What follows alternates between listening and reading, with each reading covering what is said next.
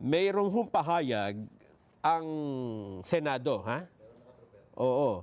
So, unahin natin, Senate President Chis Escudero. Ano kayang nasabi ng Senate President? Pakinggan nga po natin. Taus-pusong pagbati, ito po si Chis Escudero.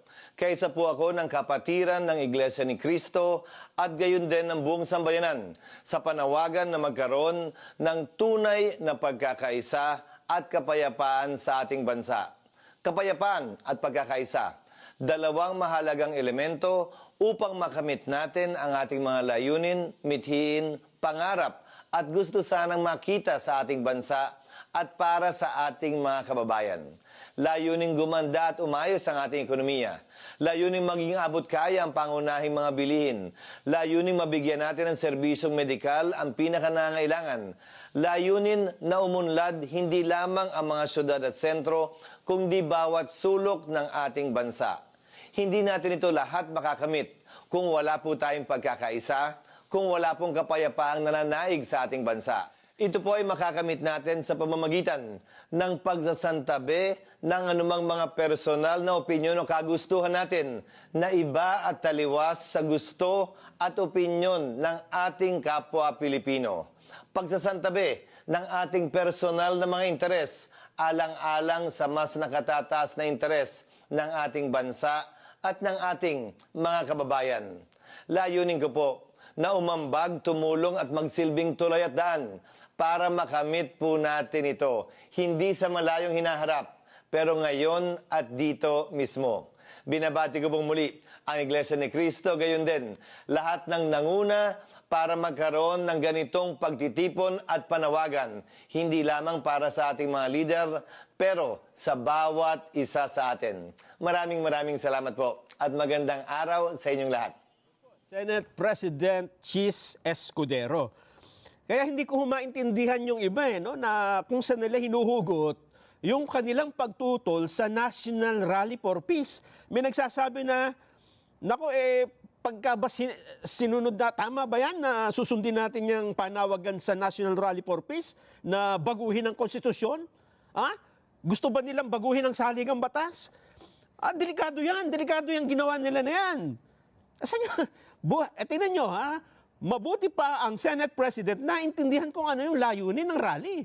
Una, hindi ho namin binabago ang saligang batas at hindi namin hinahagkaan kung ano man ang mga dapat na gawin ng mga nasa pamunuan. Ang gusto natin, ang isinusulong natin, kapayapaan. Number one, pagkakaisa. At kung yan nga ang magkasama, sabi nga ng Senador, peace and unity, ayan ang susi sa pag-unlad. Tututulan mo kaya yun? Ewan ko kung saan nila nakuha na kaya nagsagawa ng National Rally ay para wag sundin ang saligang batas. Talaga naman, oo. Eto pa, Senador Francis Tolentino. Pakinggan po natin siya. Yung sinasabi ko, tayo po ay nag-issue na ng isang statement na itong gawain ngayon ng Iglesia ni Cristo ay sinusuportahan ko ng buong buo dahil yung panawagan ng kapayapaan at pagkakaisa ay nararapat lang, lalong-lalo na kabubukas lang ng bagong taon, 2025. At yung tema ng pagkakaisa ay sadyang nararapat sa bawat tahanan, sa bawat barangay, sa bawat komunidad, sa bawat LGU at sa ating buong bansa. Ayan, si Senador Francis Tolentino. Sumasalamin daw po itong ginanap na aktibidad sa hangarin ng sambayan ng Pilipino na magkaroon ng pagkakaunawaan, pagtutulungan at maiwasan ang pagkakawatak-watak para sa kapakanan ng nakararami. Mamaya ho natin komentuhan yung mga tumututol. Dito muna tayo kay Senador Bongo. Ano naman ang sabi ni Senador Bongo sa naganap na National Rally for Peace? Pakinggan po natin. Maraming salamat po sa pamunuan ng Iglesia ni Cristo, sa pamumuno ni Ka Eduardo Manalo sa Peace Rally na ito. Ako naman po ever since, even during the time of former President Duterte, I am for peace.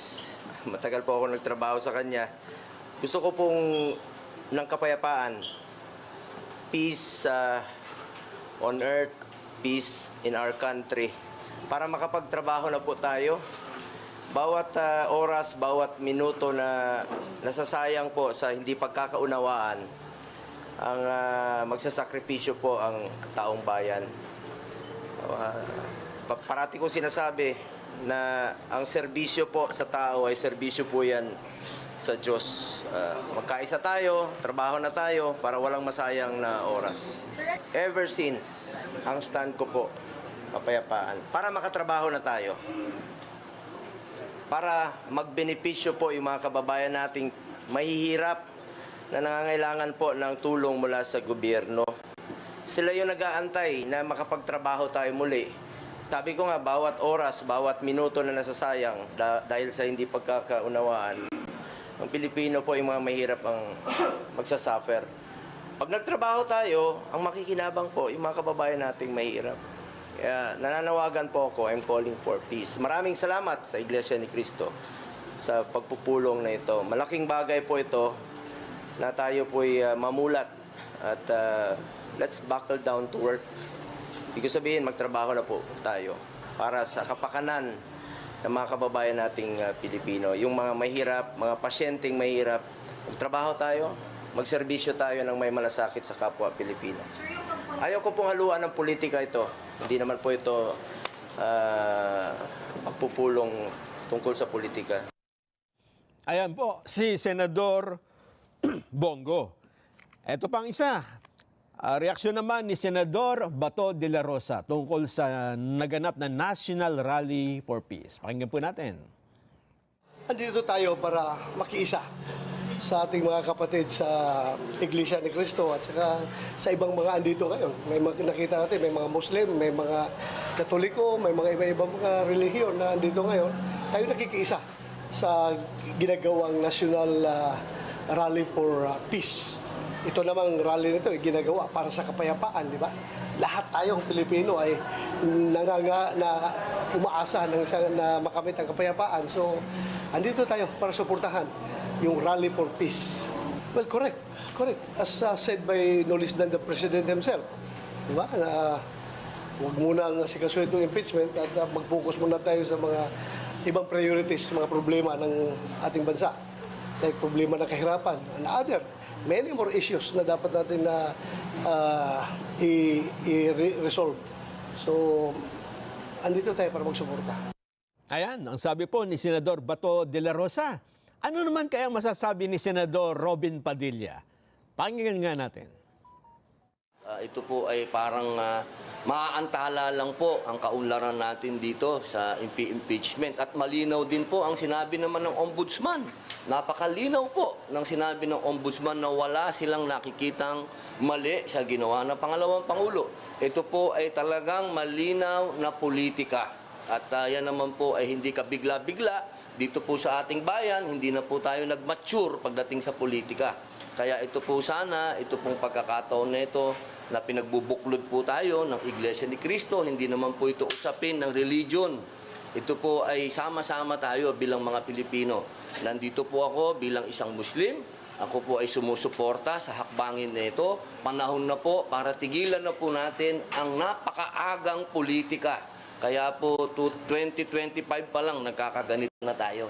Kaya sana po itong hakbangin na ito, suportahan po natin.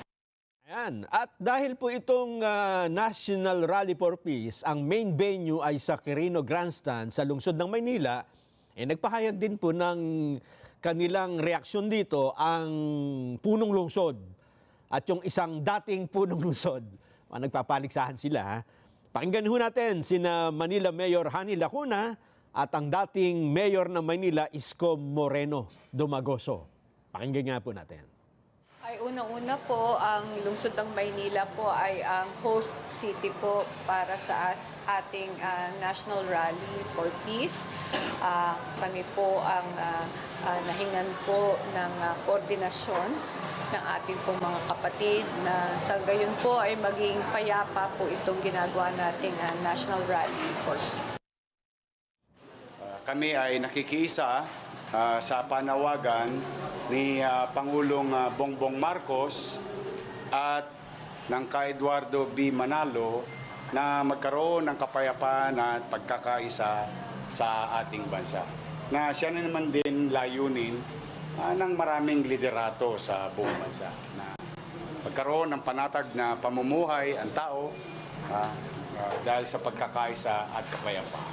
So kami ay nagtungo rito upang makiisa sa Iglesia ni Cristo at sa ating mga kapatid na nagtungo rito sa Luneta Grandstand, Burnham Green, and up to Lapu-Lapu statue, hanggang doon sa Top Avenue dito sa Maynila.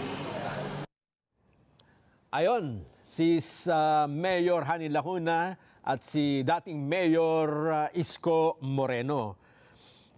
Ngayon, ang tanong na marami, nagtagumpay ba ang National Rally for Peace? Nagkaroon ba ng kapayapaan? Sa tingin ko, nagkaroon. Anong pruweba? Eto dalawang magkasunod na tinig. Siguro, madamahin nyo yung kanilang pananalita at masasabi nyo, parang magkasundo na. Hindi ba? Unahin natin si Vice President Sara Duterte. Isang mapagpalang araw sa aking mga mahal na kababayan. Taus-puso akong bumabati sa lahat nang lumahok sa malawakang Peace Rally ngayong araw. Ito ay isang makapangyarihang pagpapakita ng pagkakaisa at pananampalataya na ang tanging hangad lamang ay kapayapaan tungo sa kaunlaran ng ating bansa. Nagpapasalamat ako sa ating mga kapatid sa Iglesia ni Cristo sa inyong patuloy na pagsisikap na maghatid ng pagkakaunawaan at pagkakaisa sa ating mga kababayan. Sa gitna ng tumataas na presyo ng bilihin, kahirapan, at iba pang suliranin, ang isang mapayapa at nagkakaisang Pilipinas ay hindi kailanman matitinag at paulit-ulit na aahon sa gitna ng hamon ng panahon. Muli, sa aking mga kababayan, maraming salamat sa inyong malasakit sa bayan. Mabuhay ang sambayanang Pilipino. Ayan po si Vice President Sara Duterte.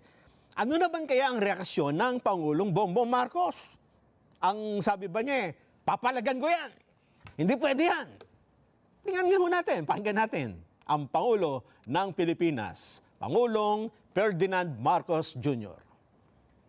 Binabati ko ang ating mga kapatid na Iglesia ni Cristo sa kanilang National Rally for Peace sa araw na ito. Magkakaiba man ang ating pananaw sa mga usapin ng bayan, pinagbubuklod tayo ng isang layunin, ang maitaguyod ang isang maunlad at payapang bansa.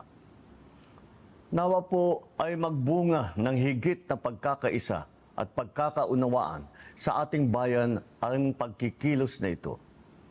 Nais ko ring ipaabot ang taus-pusong pasasalamat sa mga kapatid sa Iglesia ni Cristo sa patuloy ninyong pagsuporta sa administrasyong ito. Sa lahat ng pagsubok na hinaharap ng bansa, lagi kayong nakaalalay, tumutulong at nakikiisa. Marami pong pagsubok ang ating kinakaharap at marami pang haharapin, mga balakid sa paglalakbay tungo sa isang maaliwalas at maunlad na bukas na dapat malampasan. Ako'y naniniwala na tayo ay may pagkakaisa, may malasakit sa kapwa, at may pagmamahal sa bayan. May tiwala sa kakayahan at higit sa lahat, may pananalig sa may kapal. Ang lahat ng suliranin ay kaya nating malampasan kung tayo ay sama-sama at magkakatuwang sa pagtaguyod ng isang bagong Pilipinas. Mabuhay po kayo. Mabuhay ang bagong Pilipinas.